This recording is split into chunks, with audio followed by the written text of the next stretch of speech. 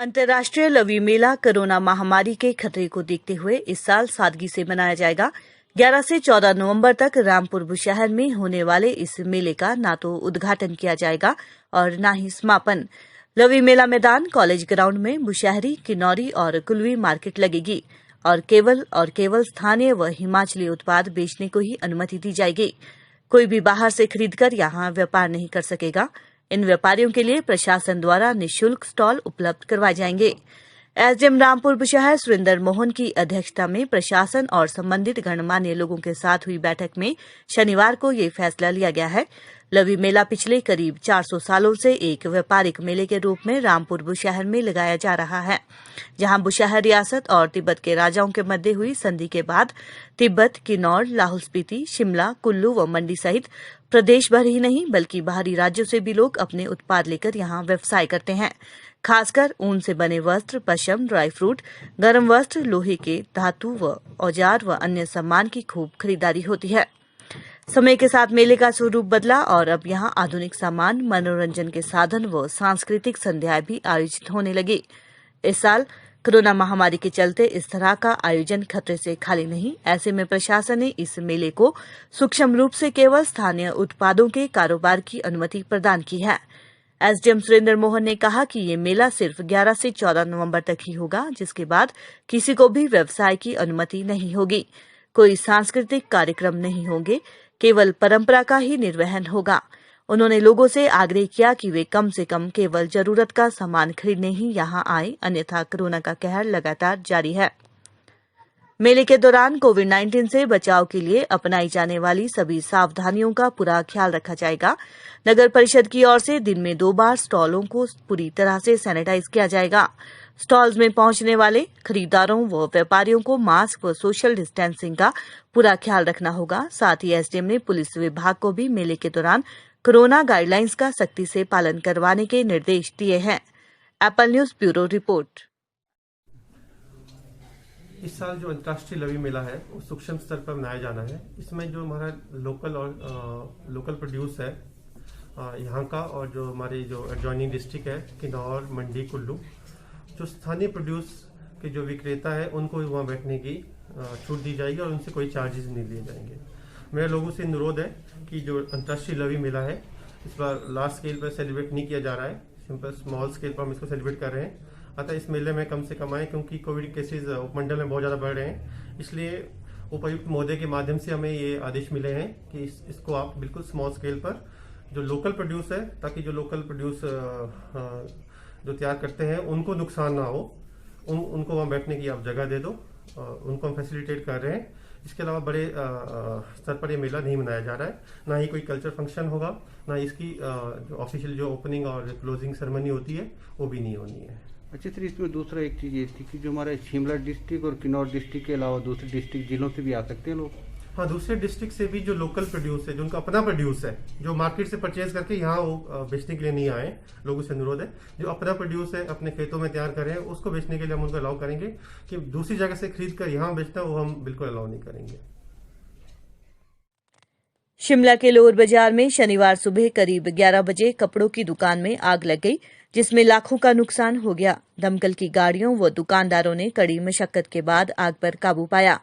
अग्निशमन विभाग के मुख्य अधिकारी जेसी शर्मा ने बताया कि आग लगने की सूचना मिलते ही दमकल की 3 गाड़ियां मौके पर पहुंची और स्थानीय लोगों की मदद से 1 घंटे की कड़ी मशक्कत के बाद आग पर काबू पाया। उन्होंने बताया कि आग शॉर्ट सर्किट की वजह से लगी है। लोअर बाजार शिमला काफी संकरा होने की वजह से दमकल की गाड़ियों को घटनास्थल तक पहुंचने में समय लगता है।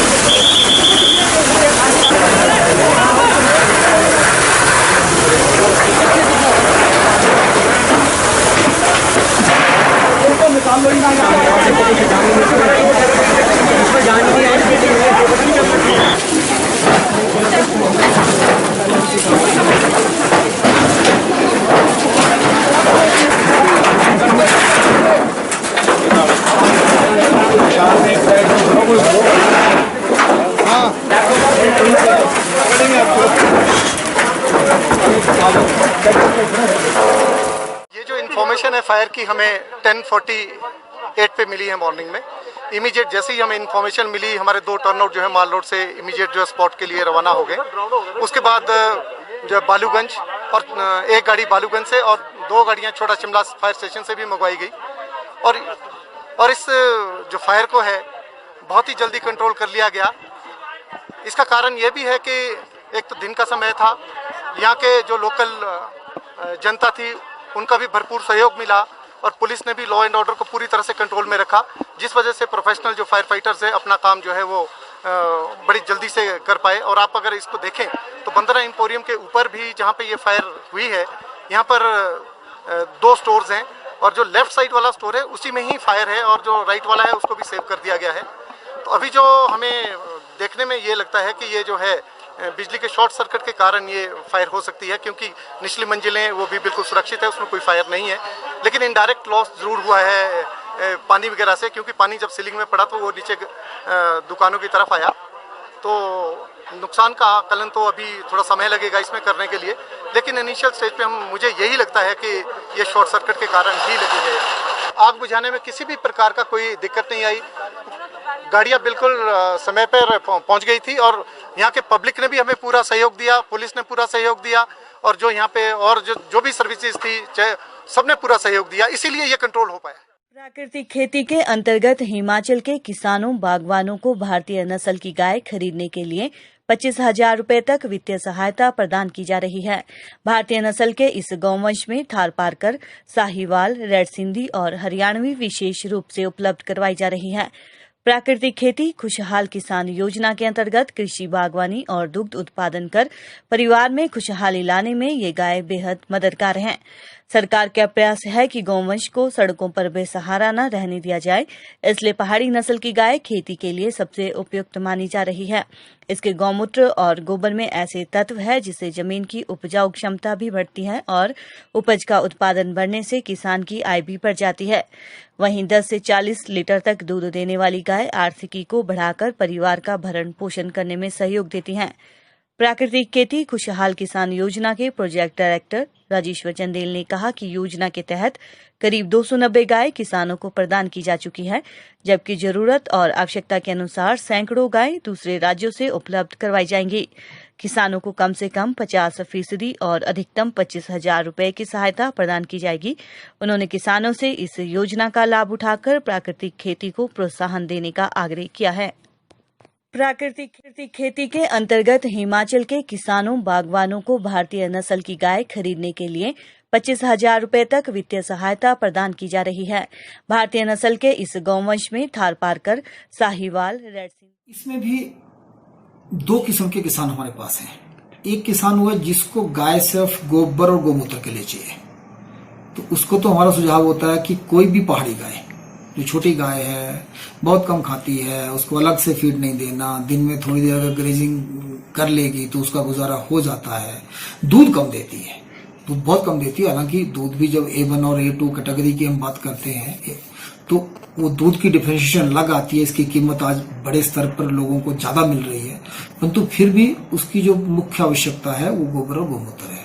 एक तो वो किसान है, तो बहुत से किसानों ने आसपास से खरीदना शुरू कर दी और कुछ ने स्ट्रे गायों को अपने पास, जैसे हमारा रोडू चिड़गांव रीजन है, इसमें स्ट्रे को पकड़ के घर में रखा। और दूसरा किसान हमारा है जिसको लगता है दूध भी आना चाहिए, तो इस योजना में जो भी भारतीय गौवंश है, अलग है पंजाब में, हरियाणा में, राजस्थान में, गिर से शुरू करें तो थारपारकर आएगी, हरियाणवी आएगी, रेड सिंधी आएगी, साहिवाल है, जो जिनकी उत्पादकता बहुत ज्यादा है और कई 30-35 लीटर तक भी देती है। परंतु हिमाचल प्रदेश में हमारा मानना है कि 10 लीटर से देने वाली ऊपर यहाँ पलना थोड़ा सा मुश्किल है, क्योंकि यहाँ पूरा वर्ष भर हरा चारा नहीं मिलता। तो हमने ये तय किया कि जो 10 लीटर तक दूध देने वाली गाय है उसकी कीमत 40 और 50,000 के आसपास रहती है। तो इसलिए 25,000 असिस्टेंस प्रदेश सरकार ने इस पे रखा है, जो किसान इसको खरीदेगा। जी, अभी 290 के आसपास गाय हमारे पास प्रदेश में ऐसी भारतीय गोवंश के किसानों ने ले ली है। एकल ग्राम संगठन भाग रामपुर बुशहर की बैठक वीडियो कॉन्फ्रेंसिंग द्वारा शनिवार को आयोजित की गई। बैठक में निर्णय लिया गया कि इस वर्ष दीपावली के पावन अवसर पर सभी अंचलों में जितने भी विद्यालय हैं वहां के सभी कार्यकर्ता गाय के गोबर से निर्मित दिए प्रज्वलित करेंगे। ये दिए एकल अभियान के विभिन्न आउटलेट्स पर खरीदारी के लिए आम जनमानस के लिए 11 नवंबर से उपलब्ध करवा दिए जाएंगे। एकल ग्राम संगठन भाग रामपुर बुशहर के अध्यक्ष विष्णु शर्मा और समस्त भाग समिति पदाधिकारी और सभी कार्यकर्ताओं ने आम जनमानस से निवेदन किया है कि दीपावली के अवसर पर चीनी उत्पादों को त्याग कर स्वदेशी गाय के गोबर से निर्मित दिए ही जलाएं, जिससे स्वदेशी अभियान को बल मिलेगा और पर्यावरण को स्वच्छ रखने की दिशा में एक कदम आगे बढ़ेगा। आज की इस बैठक में यह निर्णय लिया गया है कि एकल दक्षिण हिमाचल संभाग के भाग रामपुर के जितने भी अंचलों में एकल विद्यालय चल रहे हैं वहां के सभी कार्यकर्ता आगामी दिनों में गाय के गोबर से दीपावली के लिए दिए तैयार करेंगे और यही दिए बाद में एकल अभियान के आउटलेट्स के माध्यम से आम जनमानस को खरीदारी के लिए बाजारों में उपलब्ध करवाए जाएंगे। इस अभियान की शुरुआत का एक मुख्य कारण ये भी है कि जो हमारी भारत सरकार ने वोकल फॉर लोकल का एक नारा दिया है उसे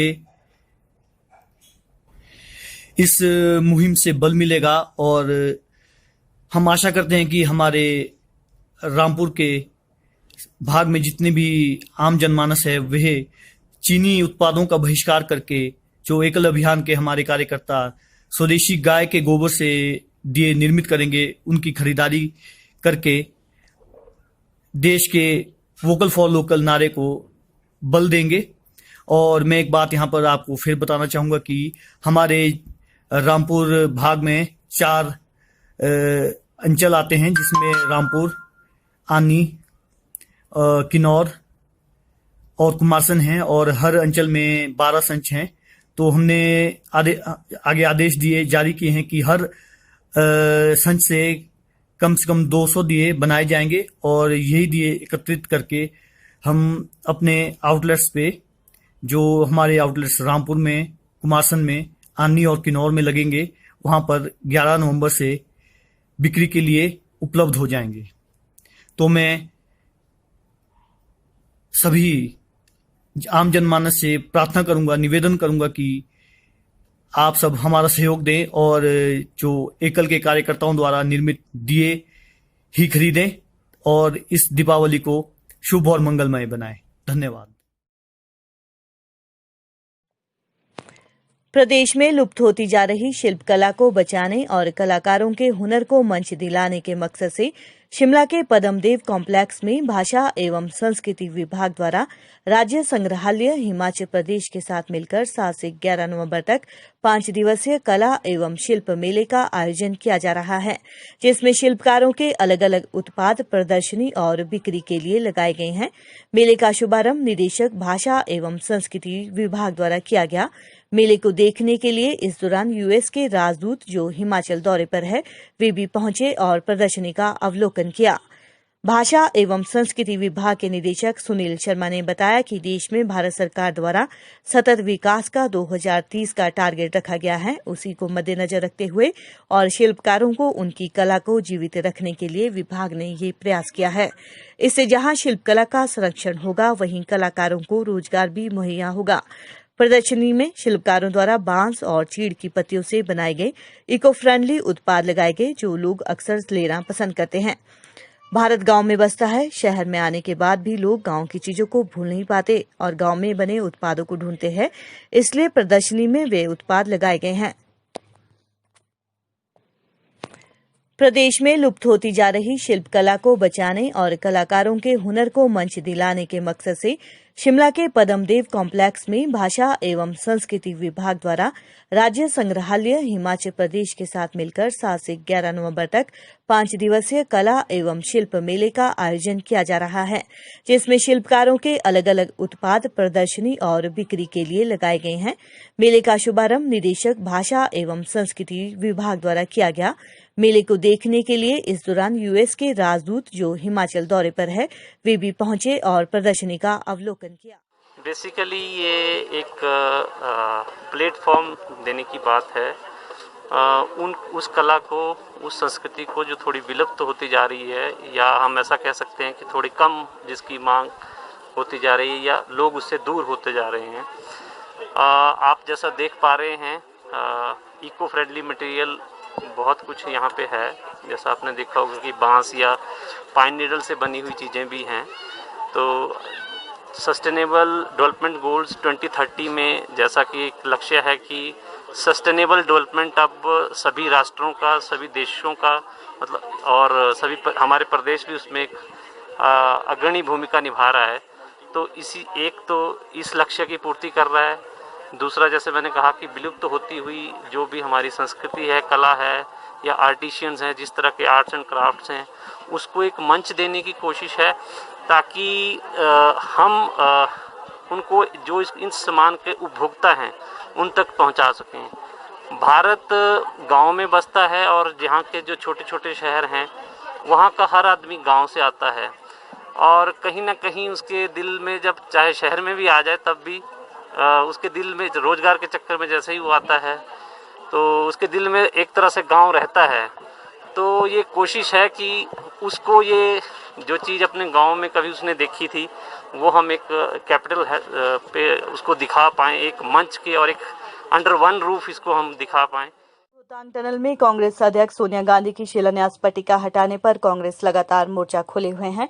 अब कांग्रेस प्रवक्ता किरण धांटा ने मीडिया से बातचीत में कहा कि रोहतांग टनल के निर्माण को लेकर भाजपा अपनी राजनीतिक रोटियां सेक रही है। भाजपा का इसके निर्माण में कोई भी योगदान नहीं है। 28 जून 2010 को यूपी अध्यक्ष सोनिया गांधी ने इसकी आधारशिला रखी थी। तत्कालीन केंद्र की मनमोहन सिंह सरकार ने इस सुरंग के निर्माण को पूरा बजट उपलब्ध करवाया था। धांटा ने प्रदेश सरकार पर आरोप लगाया कि कोरोना काल में कोई भी राहत सरकार द्वारा नहीं दी गई। लोगों को महंगाई थोपी जा रही है। बढ़ती महंगाई, बेरोजगारी से निपटने में सरकार पूरी तरह विफल साबित हो रही है। प्रदेश की अर्थव्यवस्था पूरी तरह अस्त व्यस्त होकर रह गई है। सरकार अपने नेताओं को महंगी गाड़ियां खरीदकर सरकारी धन का दुरुपयोग कर रही है। हमेशा से ही कांग्रेस जो है इसका विरोध करती आई है, और हमने ये विरोध किया है कि जब ये आपातकालीन स्थिति में जिस तरह से सरकार को अभी जनता के लिए अभी लड़ाई लड़नी चाहिए थी, जनता के हक में खड़ा होना चाहिए था, और आज भी जो सरकार है वो जनता के लिए ना लड़कर जो महंगाई का तोहफा जो जनता को दे रही है वो सच में एक अफसोस का विषय है, निंदनीय है, और विरोध करती है। और आगे भी हम इसके लिए धरना प्रदर्शन जो है वो करते रहेंगे। देखिए, जिस तरह से स्कूल कॉलेजेस की बात है, मैं यही कहना चाहूंगी कि जो कांग्रेस पार्टी है वो स्कूल खोलने के विरोधी नहीं है, लेकिन हम ये चाहते हैं कि जो सरकार है वो पहले हमें स्पष्ट करे कि क्या उन्होंने किस तरह के उपाय जो है हमारे बच्चों को बचाने के लिए हर तरह से किए हैं। अगर उन्होंने अच्छे उपाय हमारे बच्चों के लिए किए हैं तो हम उसमें सरकार के साथ हैं। हमने यही कहा है कि जैसे अभिभावकों को उन्होंने कह दिया है कि वो लिख के दें, अभिभावक लिख के दें कि इस तरह से अगर कोई भी बच्चों के साथ जो घटना होती है, ये सच में एक बड़े ही मुझे लगता है दुख का विषय है कि सरकार अभिभावकों पे ये जो जिम्मेवारी सरकार की है वो जिम्मेवारी आज वो अभिभावकों पे डाल रही है। तो हम यही कहते हैं कि अपनी जिम्मेवारी को सरकार बखूबी समझे, अपनी जिम्मेवारी समझे, और जिस तरह से सुरक्षा हमारे बच्चों को देती है तो हम ये चाहेंगे कि हमारे बच्चे जो है उसके बाद ही स्कूल जाएं। भाजपा कार्यालय रिकांगपिओ में शुक्रवार को कल्पा मंडल अध्यक्ष परविंदर नेगी की अध्यक्षता में कल्पा मंडल के त्रिदेव सम्मेलन का आयोजन किया गया, जिसमें विशेष रूप से हिमाचल प्रदेश वन निगम के उपाध्यक्ष सूरत नेगी, मंडी संसदीय क्षेत्र के संगठन मंत्री सुरेश शर्मा उपस्थित रहे। त्रिदेव सम्मेलन में मुख्य रूप से आगामी पंचायती राज चुनाव और भाजपा सरकार में हुए जिले में विकास और योजनाओं पर चर्चा की गई। हिमाचल प्रदेश वन निगम के उपाध्यक्ष सूरत नेगी ने कहा कि कल्पा ब्लॉक की 24 पंचायतों में बीजेपी समर्थित प्रधान, बीडीसी सदस्य व जिला परिषद सदस्यों को कैसे विजयी बनाए, इस पर चर्चा की गई। भाजपा सरकार के 3 साल के कार्यकाल में कल्पा ब्लॉक में हुए विकास कार्यों पर भी चर्चा की गई। सूरत नेगी ने कहा कि इसी तरह निचार मंडल और पूह मंडल में भी त्रिदेव सम्मेलन का आयोजन किया जा रहा है। त्रिदेव सम्मेलन के दौरान मंडी संसदीय क्षेत्र के संगठन मंत्री सुरेश शर्मा ने संगठन के मंत्र का पाठ भी पढ़ाया और त्रिदेवों को संगठन के प्रति समर्पित भावना से कार्य करने के लिए भी कहा, ताकि संगठन को गति और मजबूती मिल सके। इस सम्मेलन में पूर्व भाजपा विधायक तेजवंत सिंह नेगी और भाजपा जिला अध्यक्ष संजीव हारा भी मौजूद रहे। एप्पल न्यूज के लिए किन्नौर से संदीप शर्मा की रिपोर्ट। आज भारतीय जनता पार्टी कल्पा मंडल की बैठक मंडल अध्यक्ष एडवोकेट परमेंद्र जी की अध्यक्षता में संपन्न हुई है और उसमें हमारे क्षेत्रीय मंडी पार्लियामेंट के संगठन मंत्री आदरणीय सुरेश शर्मा जी, जिला अध्यक्ष शमशेर हारा जी, पूर्व विधायक तेजवंत जी, ऐसे प्रमुख सभी कार्यकर्ता उपस्थित उसमें रहे हैं। और आज की बैठक का मुख्य उद्देश्य यही है कि जिलाध्यक्ष ने तीनों मंडलों में, किन्नौर के 3 मंडल है, तीनों मंडलों में त्रिदेव सम्मेलन का आयोजन किया है और उस कार्यक्रम के तहत मुख्य रूप से जो मुद्दा है कि आने वाले पंचायती राज चुनाव किन्नौर के विकास की दृष्टि से बहुत महत्वपूर्ण है, उन सारे विषयों पर हमने पूरा गहन चिंतन किया है, योजना बनाई है और जो कल्पा ब्लॉक में 24 पंचायतें हैं, 24 पंचायतों में हमारे समर्थित भारतीय जनता पार्टी के समर्थित ज़्यादा से ज़्यादा प्रधान कैसे बन सकते हैं, बीडीसी का चेयरमैन कैसे बन सकते हैं, जिला परिषद के 4 सदस्य हम सारे कैसे जीत सकते हैं, इन सभी विषयों में चर्चा हुई है। और इसके साथ साथ जो 3.25 साल सरकार का कार्यकाल रहा है, श्रद्धेय ठाकुर जयराम जी के आशीर्वाद से जो किन्नौर में हमने विकास किया है, विशेष रूप से कल्पा ब्लॉक में जो पंचायत वाइज विकास किया है, उसके बारे में भी चर्चा हुई है। अखिल भारतीय कांग्रेस कमेटी के सचिव व पूर्व सीपीएस राजेश धर्माणी ने बिलासपुर में पत्रकार वार्ता को संबोधित करते हुए कहा कि पिछले कल मुख्यमंत्री जयराम ठाकुर जिला बिलासपुर के घुमारवीं के 1 दिवसीय दौरे पर आए थे, जहां पर उन्होंने जनसभा को संबोधित किया, लेकिन उनके भाषण को सुनकर ऐसा लग रहा था कि वे एक चुनावी जनसभा को संबोधित कर रहे हैं। वहीं जनसभा को संबोधित करने के लिए जो स्थान चुना गया था वे सरकारी स्कूल का प्रांगण था। उन्होंने कहा कि कोरोना महामारी से पहले ही बच्चों की काफी पढ़ाई प्रभावित हो चुकी है, इसलिए स्कूल के प्रांगण ऐसे कार्यक्रम के लिए सही नहीं है। वहीं सरकार लोगों की समस्याओं को सुलझाने और विकास को प्राथमिकता देने के बजाय अपना चुनावी फायदा उठाने में लगी है।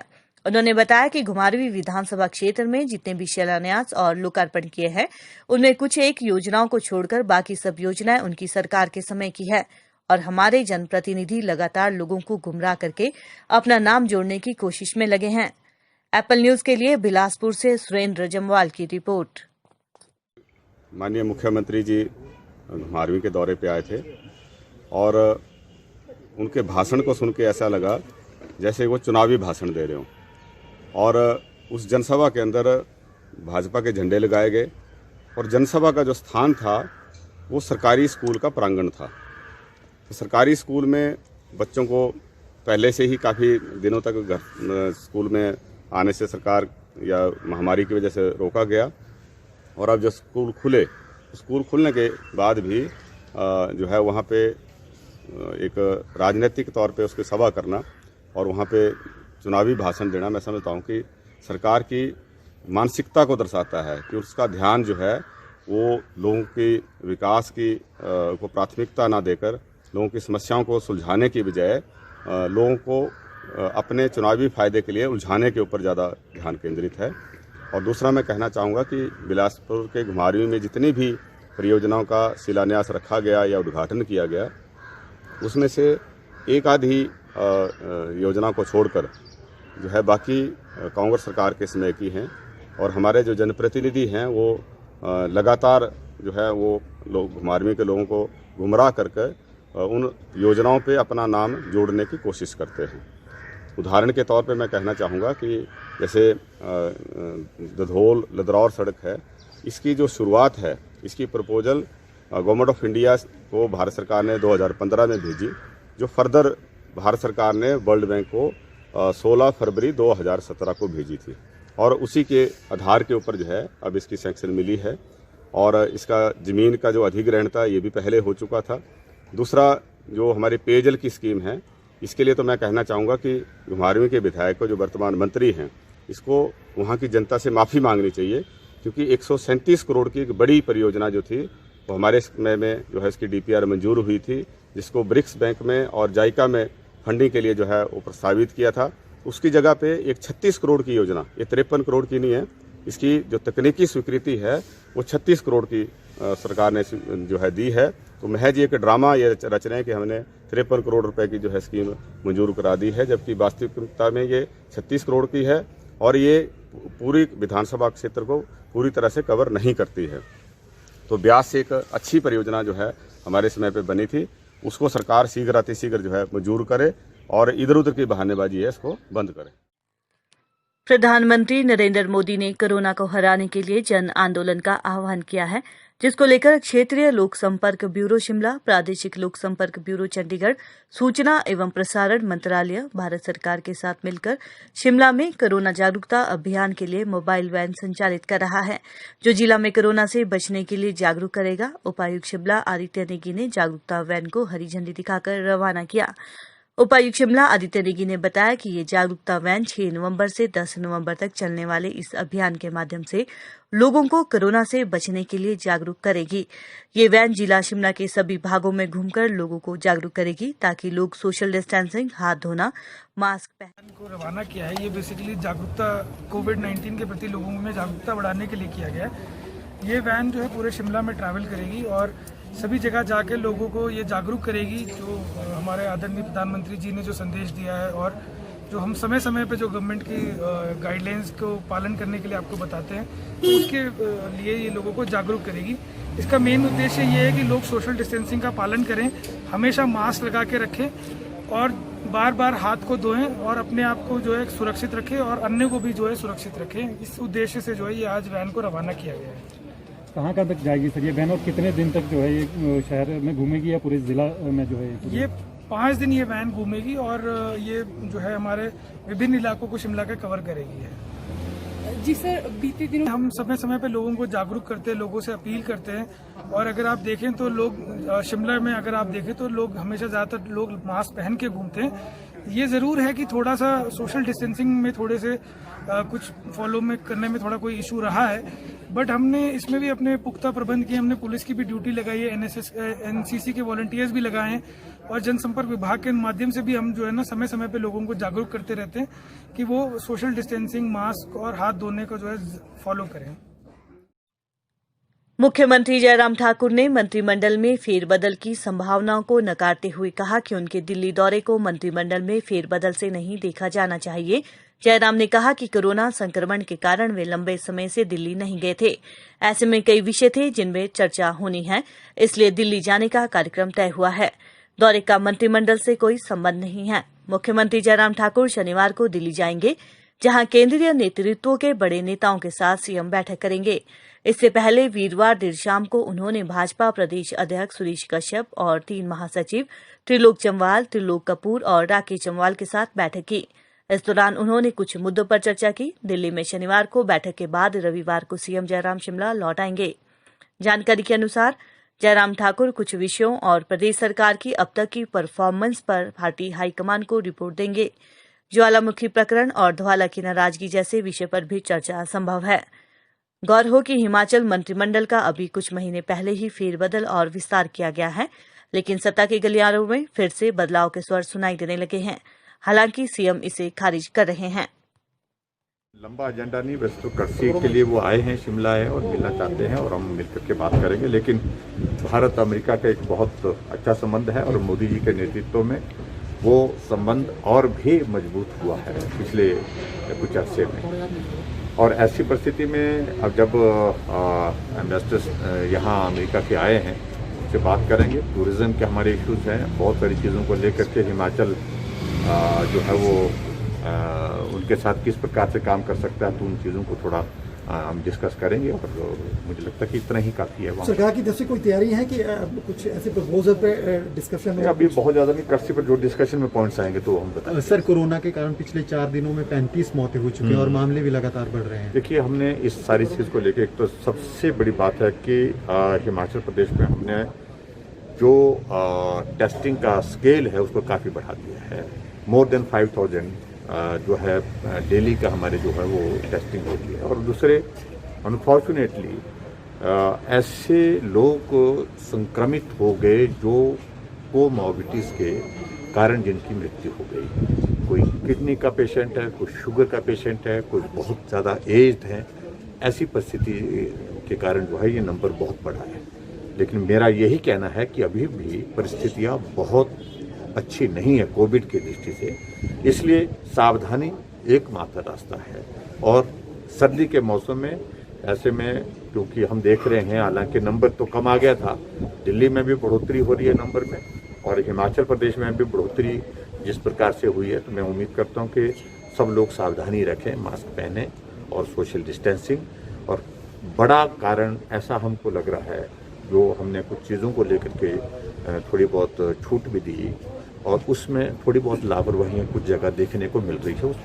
जैसे शादियाँ हो रही है, हमने कहा कि नंबर कम करिए, लेकिन अब परिवार के विषय में हम बहुत ज़्यादा नहीं उलझ सकते हैं, और ऐसी परिस्थिति में शादियां कई जगह 2-2, 3-3 हज़ार लोगों की वो धामें हो रही है। इन चीज़ों को लेकर के हमने कहा था हम बहुत सख्ती करें, तो वो भी अच्छी बात नहीं लग रही, लेकिन फिर भी मेरा लोगों से इस बात के लिए विनम्र आग्रह है, निवेदन है कि हम थोड़ा जो कोरोना से बचने के लिए जो जरूरी चीज़ें हैं उस पर अमल करें। सर, आप दिल्ली जा रहे हैं, मंत्रिमंडल में कोई फेरबदल हो रहा है या विभागों में? देखिए, अभी तो ऐसा कोई विषय नहीं है। दिल्ली काफ़ी अरसे से जाना नहीं हुआ है, और हमारे बहुत सारे डेवलपमेंटल इश्यूज हैं, पार्टी के, संगठन के, सरकार के इश्यूज हैं, उन पर चर्चा करें। सर, अटल टनल की शिलान्यास पट्टिका को लेकर कांग्रेस अभी भी विरोध कर रहा है। कल कुछ कहा है कि 15 दिनों का टाइम दिया सरकार को शिलान्यास पट्टिका को। ऐसा है कि उनके पास कुछ काम करने के लिए वो पट्टिका पर ही सारी चीज़ों को लेकर के करते रहेंगे। मुझे उसमें कुछ नहीं कहना, हमने उनको जब कह दिया है वो सुरक्षित है,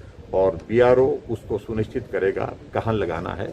वो हमने उनको कहा उसको रिस्टोर करिए, हमें कोई भी उसमें आपत्ति नहीं है किसी भी प्रकार। सर, महाराष्ट्र ने कहा है कि जिस प्रकार से उनकी गिरफ्तारी हुई है, जोर जबरदस्ती के साथ हुई है, और उनको जिस प्रकार से परेशान किया गया, वो दुर्भाग्यपूर्ण है। पिछले कुछ अरसे से हम इस बात को देख ही रहे थे कि महाराष्ट्र सरकार एक के बाद एक ऐसे लोगों को टारगेट कर रही है जो सरकार के पक्ष में नहीं बोले। तो मुझे लगता है कि लोकतांत्रिक व्यवस्था में ये उचित है।